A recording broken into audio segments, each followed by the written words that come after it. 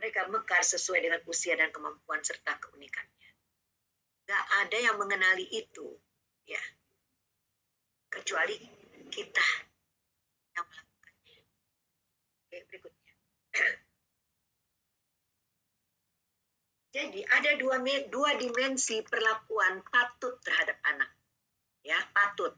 Jadi tinggal melihat sekarang nih, coba lihat gitu. Ini patut apa enggak patut perlakuan kita selama ini? Oke. Patut menurut usia 0 sampai 8 tahun. Ya, itu pendidikan anak dini usia atau PAUD, pendidikan anak usia dini. Itu dapat diprediksi. Anak sebagai individu itu unik. Anak satu sama kakaknya sama abangnya dia beda. Karena entah sperma yang mana dan membawa turunan yang mana dan sel telur yang mana membawa apa pula menjadi sangat unik. Ikut Arkan. Jadi belajar bagi anak adalah interaksi. Interaksi apa? Interaksi pemikiran, pengalaman, bersentuhan dengan tubuh, dengan materi, ya, gagasan, ide, interaksi dengan orang serta lingkungan yang mengundang dan menantang. Sehingga anak-anak tuh kita memang istilahnya dalam pendidikan anak usia dini, buat situasi itu dan celupkan anak itu ke dalam situasi.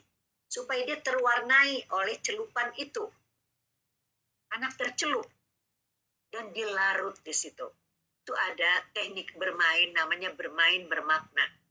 Itu satu episode lagi pembicaraannya. Karena itu mesti harus dipersiapkan benar-benar. Ya. Sampai di situ jelas ya, Najwa? Jelas, Bunda. Baik, nah. Nah ya, nah. Dari itu semua lah berikutnya, nak. Dia tersiboh, ya benar.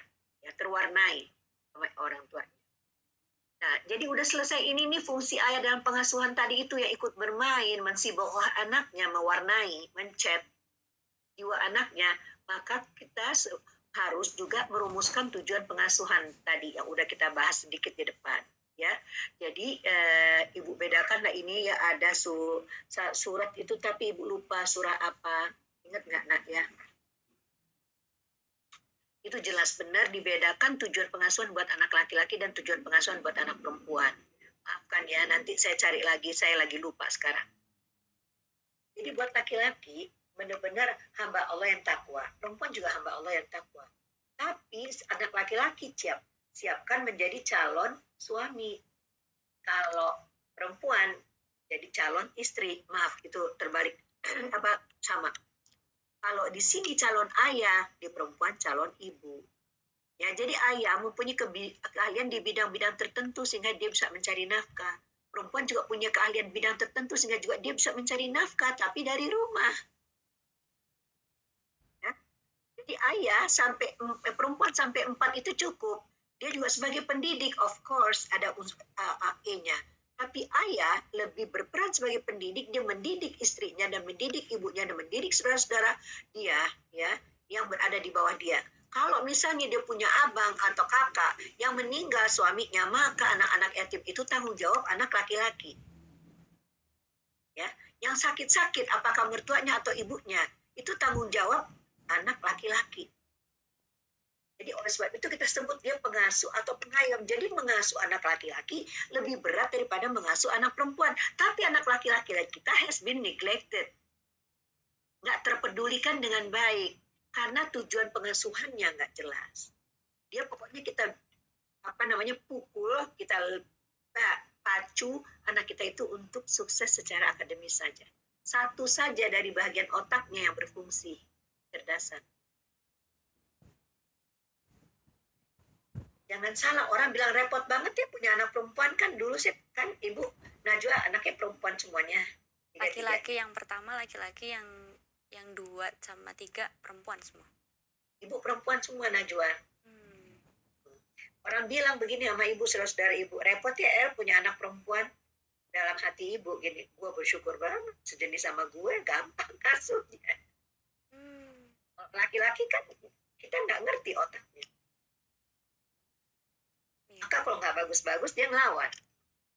Iya.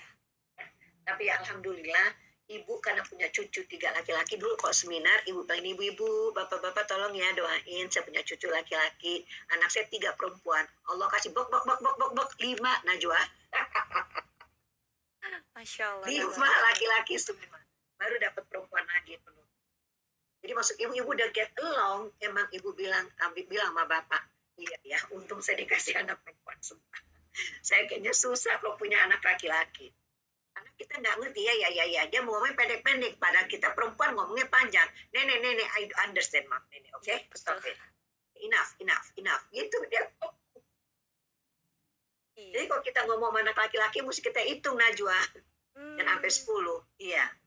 Begitu iya. ya, ayah bunda sekalian, Siap, saya Bunda. menyambung berikutnya. Oke? Jadi tujuan pengasuhan itu harus jelas benar dan itu dijelaskan kepada anak kita berkali-kali. Ya, kamu jadi imam. Misalnya saya bisa cucu saya yang paling besar itu perempuan, nomor 2 laki-laki, masuk umur 16.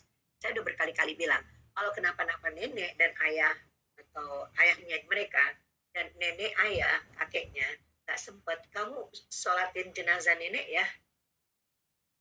Udah bisa belum bisa nih, beres nih, gitu.